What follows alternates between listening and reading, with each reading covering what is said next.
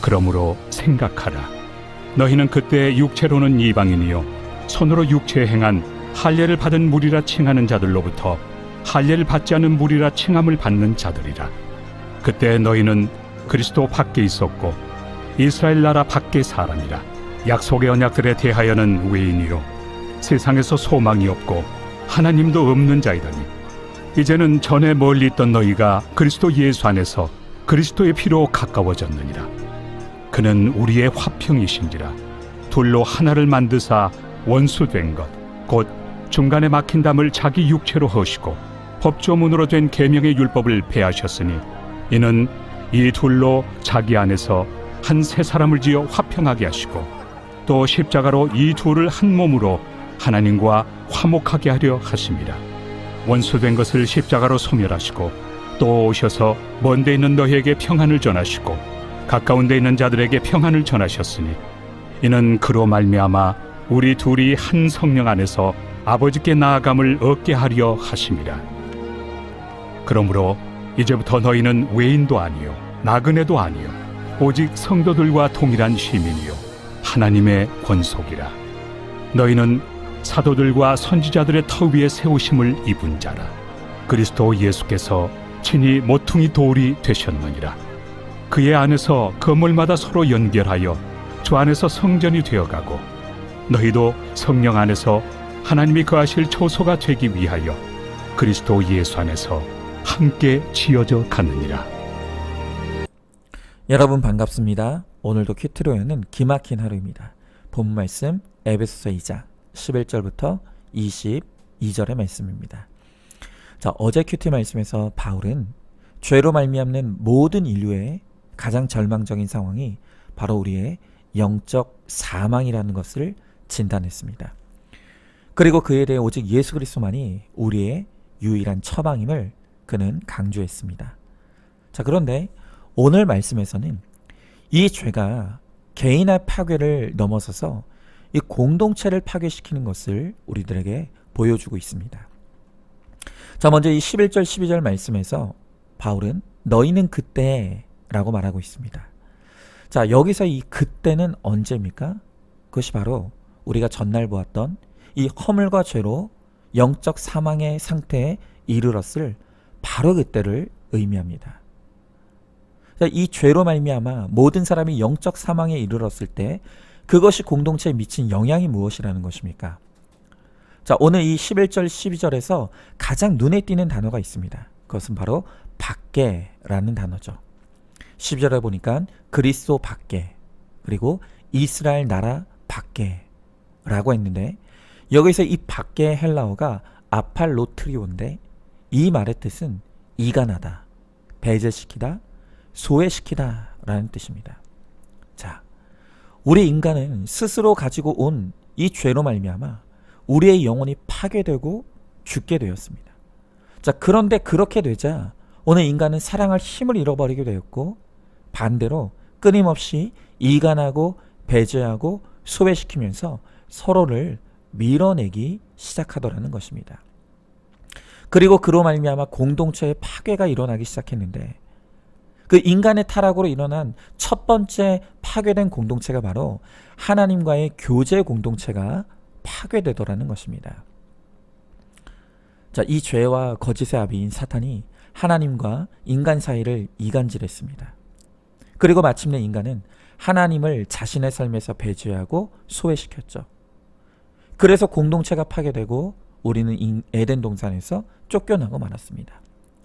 그런데 참 흥미로운 것이 있습니다. 자, 이렇게 인간이 죄로 하나님과 분열되고 멀어지니 그 다음에 일어나는 일이 무엇입니까? 그것은 인간과 인간 사이에 이간과 배제와 소외가 시작되더라는 것입니다. 여러분, 이것은 너무나 당연한 수순입니다. 왜냐하면 인간의 모든 선함은 하나님으로부터 공급되었는데 그런데 하나님과 끊어지고 영적으로 사망하게 되니 더 이상 인간은 그 안에서 선한 능력을 발휘할 힘을 잃어버린 것이죠. 자, 이렇게 하나님과의 관계의 파괴가 곧 인간과 인간의 관계의 파괴로 이어지던 것이죠. 그래서 내 뼈 중에 뼈요 살 중에 살이라고 하면서 깊이 서로를 사랑하고 끌어안던 부부관계가 이제는 서로를 증오하고 탓하면서 밀어내는 관계로 변질되는 것입니다. 어디 그뿐입니까? 그들 사이에서 나온 이 자녀들은 형이 동생을 죽이는 살인까지도 벌어지더라는 것이죠. 자, 이렇게 죄는 끊임없이 밀어내는 속성을 가집니다. 하나님을 밖으로 밀어내더니 이제는 사람끼리도 서로가 서로를 밖으로 밀어내는 이 공동체의 파괴가 일어나는 것이죠. 여러분, 우리 가정을 보십시오. 우리 가정의 공동체가 건강하기 위해서 반드시 우리가 지켜야 될 경계가 있습니다. 그리고 그 경계를 절대로 벗어나면 안 됩니다. 그런데 많은 사람들이 내게 허락하신 그 아내와 남편 안에 머물지 않고 경계 밖에 있는 다른 여자, 다른 남자를 기웃거립니다. 그러나 그렇게 내 경계 안에 머물지 않고 밖으로 나가는 그 순간 그 죄로 말미암아 공동체를 처참하게 파괴시킨다는 것을 우리는 깨달아야 합니다. 또한 배우자가 외도한다고 이혼으로 가정 밖으로 뛰쳐나와서는 결코 안 됩니다.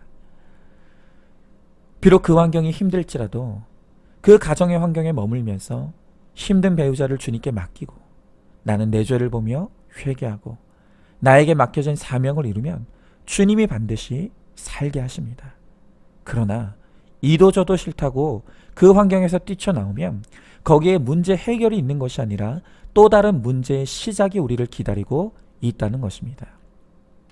교회도 마찬가지입니다. 교회가 마음에 들지 않는다고 나의 옳고 그름과 좋고 싫음을 앞세워서 정의라는 이름으로 서로를 소외시키고 배제하고 또 이간하는 또 분열을 일으키게 될 때 그것으로 말미암아 오늘 교회 공동체가 파괴되는 것입니까? 얼마나 그런 일들이 많이 일어나고 있습니까? 그러나 그것은 어떤 명분이 되었든지 죄의 결과이고 성령이 하나 되게 하는 역사가 아니라는 것을 반드시 우리는 명심해야 합니다. 여러분, 우리의 직장도 마찬가지입니다. 그 직장 그리고 그 안에서 이루어지는 질서와 관계도 하나님이 나의 거룩을 위해 허락하신 양육과 훈련의 장소입니다. 그곳에서 하나님은 나의 낮아짐과 죽어짐을 이루라고 하시는데 그 공동체가 내 마음에 들지 않는다고 또 나를 알아주지 않는다고 내 멋대로 밖으로 뛰쳐나와서는 안 되는 것입니다. 그렇게 하나님의 뜻을 이루지 못하고 내 멋대로 밖으로 뛰쳐나오면 거기에 더 힘든 환경과 사람이 나를 기다리고 있다는 것입니다. 내게 허락하신 경계와 질서 안에 잘 머무는 것이 바로 그것이 거룩을 이루는 비결입니다.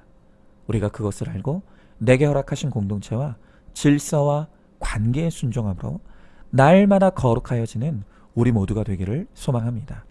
자, 질문해 봅니다.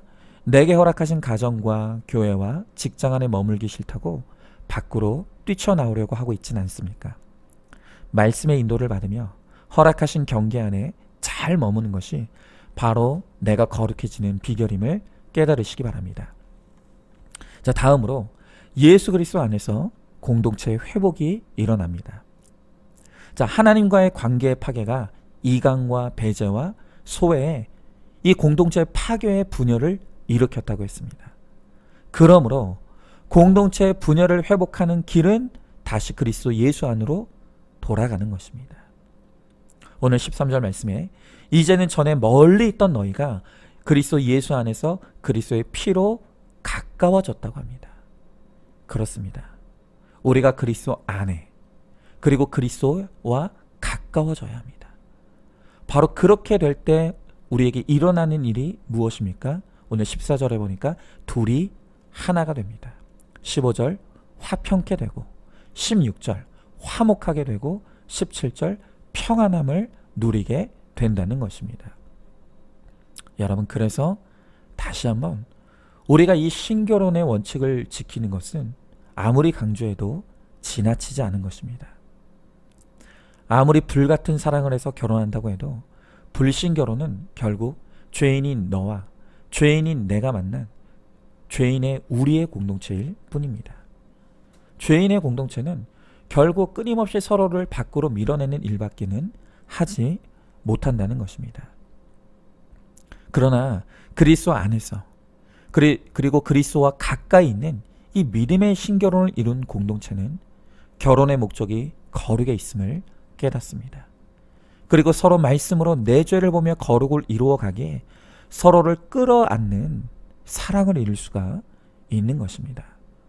바로 거기에서 하나됨과 화평과 화목과 또 평안이 넘치는 생명의 구원의 공동체를 이룰 수 있게 되는 것입니다. 바로 얼마 전에 저와 제 아내가 신혼 때 이야기를 좀 나누게 되었습니다. 그 시절은 구속사도 없었고 내 죄를 보는 회개도 없었던 그야말로 그때의 시절이었습니다. 저희가 대화하며 서로 그때를 돌아보니 그래도 믿음 안에서 한 결혼이라고 해도 그때 당시 얼마나 서로를 밀어내면서 우리가 위태로운 관계였는지가 새삼 깨달아졌습니다. 저는 신혼 초에 이제 막 전임 사역을 시작하게 되었습니다. 너무 인정받고 싶었습니다. 그래서 새벽부터 저녁까지 피곤한 줄도 모르고 뛰어다녔습니다. 저는 그때 당시 이게 다 내 가족을 위한 거야 라는 그럴싸한 명분으로 포장했지만 사실은 그 모든 열심의 동기는 저의 철저한 이기심과 야망과 욕심에 비롯된 것이었습니다. 그러면서도 저 때문에 낯선 곳에 와서 첫 아이를 임신한 아내의 힘든 것은 공감해주지 못하고 이렇게 가족을 위해 불철주야 수고하는 나를 알아주지 않고 뒷받침해주지 않는다고 마음으로 얼마나 정죄하며 또 그렇게 밀어냈는지 모릅니다. 그런데 그것은 제 아내도 마찬가지였습니다. 결혼 전에 엄격한 부모님 밑에서 착한 딸로 자랐기에 자유와 행복을 부르짖으며 도피처로 결혼을 감행했습니다. 그런데 그렇게 기대했던 자유와 행복은커녕 자기 사역에 바쁘다고 돌아다니는 남편에게 소외되고 외로워하면서 제 아내 또한 저를 미워하고 정죄하고 또 마음으로 끊임없이 밀어냈다는 것입니다. 이렇게 같은 믿음 안에서 결혼했으면서도 결혼의 목적을 몰랐기에 또 말씀으로 내 죄를 보지 못하니 결국 열심히 하면 할수록 서로 더 분열되고 서로 더 멀어져 갔던 것입니다. 그래서 저희는 그 신혼 때를 돌아보며 대화한 끝에 이 큐티 목회와 구속사의 복음에 가장 큰 은혜와 혜택을 입은 것은 바로 우리 가정이라고 한 목소리로 함께 동의했습니다. 만약 이 큐티 목회와 구속사의 복음이 아니었다면 아마 저희 가정도 무사하지 못했을 것입니다. 그리고 어쩌면 훗날 저는 제 아내로부터 조론 통지서를 받고 비참하게 버림받았을지도 모르겠습니다. 여러분, 이렇게 믿음이 있어도 결혼 생활은 전쟁입니다. 그런데 하물며 믿음 없는 불신결혼은 오죽하겠습니까? 착해서 결혼한다고요? 착한 게 어디 있습니까?